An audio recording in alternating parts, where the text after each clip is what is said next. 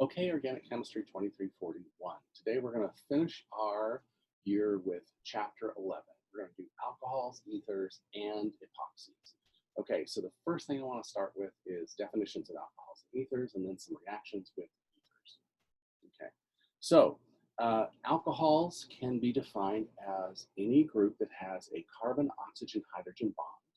And typically these are on sp3 hybridized carbons. If they're on an sp2 hybridized carbons, we call them enols because there's an alcohol next to an alkene, or phenol if we have an aromatic ring. Okay, note that when we name alcohols, alcohol becomes a primary part of the name or becomes the parent, and therefore we have to add it to the end.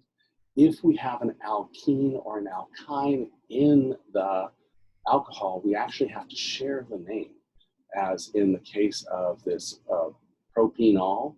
We have to use what we call an enol or an inol. If they are both in the system, they both get precedence and they're both shared. But we always go in the order of the alkene and then the alcohol, or the alkyne and the alcohol. Now, for ethers, it's a little bit different. In the ether, the functional group is a carbon bonded to an oxygen bonded to another carbon. Okay? So there's two alkyl groups bonded to that oxygen, and that removes that acidic proton that we have in alcohol. So these tend to be non-protic solvents and tend to have different properties. So in the case of ethers, you can either have symmetrical ethers where they have the same R group on both sides, or unsymmetrical where they have different R groups on each side. Okay, so let's talk about ethers first. When we name ethers in the IUPAC system, ether does not become a parent, okay? Ether is always a substituent for the system. So what we do with that is we go through our normal nomenclature rules, and we find our longest parent chain and turn that into our alkane. And then we find the shorter chain that's hooked up to the oxygen, and we turn that into the alkyl oxy group. So if it's a methyl group, you take the EL, the YL off the end, and you turn it into oxy, so it's methoxy. If it's an ethyl group, take the YL off the end and add the oxy, and so you have ethoxy. So any of the shorter substituents becomes the alkoxy substituent, and then you have your parent chain. So if we look at our thing on the bottom here, we have a total of 5 carbons in this chain, which means our parent is pentane, and the ether group is our substituent. It has 1 carbon on it, so that's the methyl group. So we turn that into methoxypentane. Note we have to note which carbon that alkoxy substituent is posted on, because it's 1 off the end here. That makes it a 2-methoxypentane. Now, if we have 2 of the same alkoxy substituent on a chain, we can use the term di, tri, or tetra, depending on how many we have, but we have to locate them on the chain. So for example, these are both methyl groups of a single carbon. This is an ethyl group, so that becomes our parent. So it's our ethane is our parent. And so now we have to name our 2 alkoxy substituents. We have 1 on the 1 carbon, 1 on the 2 carbon. Therefore, it's 1,2-dimethoxyethane. Remember, when we use these in alphabetical order, the di, tri, tetra does not count. The sec, terc, bup does not count. We only use the main alkyl chain. Okay, now that is the IUPAC system, but there are also common names, and it's a little bit easier. What we do is we name each of the alkyl groups bonded to the oxygen separately. So in the case of this first one here, we have a methyl group and a sec-butyl group. So we put those in alphabetical order. So it's sec-butyl, methyl, ether. Okay, so the common name just names each of the alkyl groups and adds ether at the end, so you know it's a specific ether.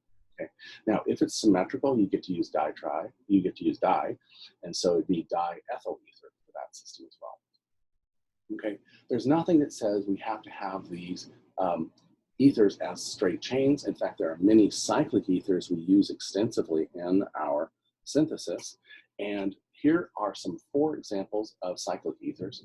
Now, when we have an ether, what we do is we take the number in the chain and we denote that one of those carbons has been replaced by oxygen.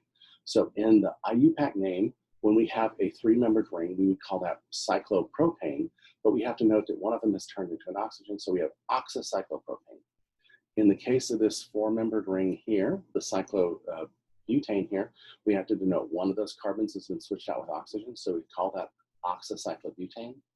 And in the case of this compound here, we would do it again, oxocyclopentane. This also has a common name of tetrahydrofuran.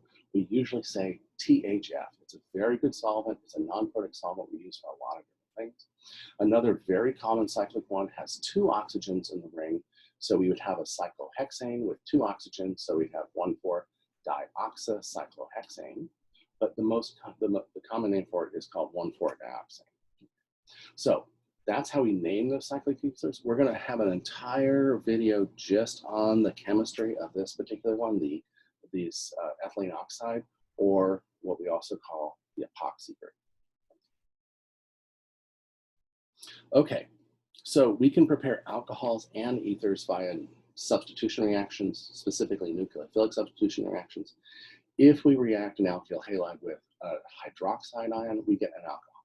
However, if we react alkyl halides with alkoxide ions, or the deprotonated form of an alcohol, via SN2 reactions, we end up with symmetrical or unsymmetrical ethers, depending on our choice of reagents. This synthesis using the alkoxide to displace a halide is called the Williamson ether synthesis. Okay. The key feature in the Williamson ether synthesis is that you must deprotonate your alcohol. Hydroxide is not strong enough base to deprotonate an alcohol, so you have to use a much stronger base to do it. Most of the time, we can use sodium metal or potassium metal, and it'll actually do a reductive system where it turns from sodium 0 to sodium +1 and creates the alkoxide that way. Or we can use a stronger base. For example, sodium amide, the same base we use to deprotonate alkynes, can be easily used to deprotonate the alcohol. Now, when we do this, a simple reaction would be the alcohol, we deprotonate it first, and then we add our alkyl halide to create our new ether. And again, that can be a symmetrical or unsymmetrical just by choosing your reagent. So let's think about that synthesis. Because we're going through an SN2 reaction, we have a couple different ways we can do it. We have, if we're going to do a secondary or tertiary alcohol versus a secondary or tertiary alkyl halide. So in theory, we can go either way. We can make methanol the nucleophile, or we can make the higher alcohol, the secondary or tertiary alcohol, the nucleophile.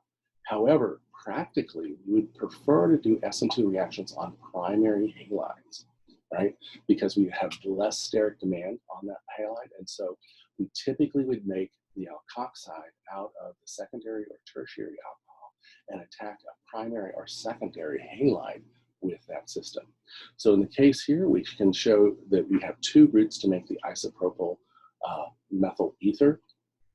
In one case, we use the alkoxide of methanol to attack this secondary halide to create the system. And while that does work, it doesn't work as well as using the secondary alkoxide attacking the primary halide. This is our preferred path because we have a less hindered alkyl halide and we typically get higher yields. Okay, so once we form these ethers, they actually do very little chemistry, okay? They're very stable, they're very strong, they don't have protons. In fact, we use them as a solvent in many, many reactions. However, there is one primary reaction the non-cyclic ethers do, and that is acid-based cleavage. Okay. So to do acid-based cleavage on an ether, first of all, you must have a very strong acid like HBr or HI. Okay, so it has to be really, really strong acid, and it typically has to be done in high heat. Okay. So the mechanism of this is that because the alkoxide is a very bad leaving group all by itself, we're going to do our first thing in an acid system is to protonate our oxygen. Once we protonate our oxygen, that turns our alkoxide now into a neutral alcohol as a leaving group.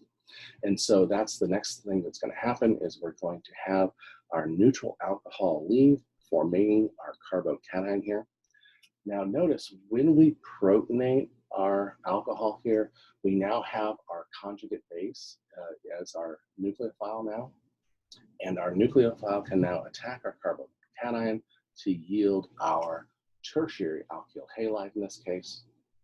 Okay, but the reaction doesn't quite stop there. What can happen now is under these strong acidic conditions that additional HI can protonate the alcohol liberated from the synthesis and create a good leaving group in neutral water.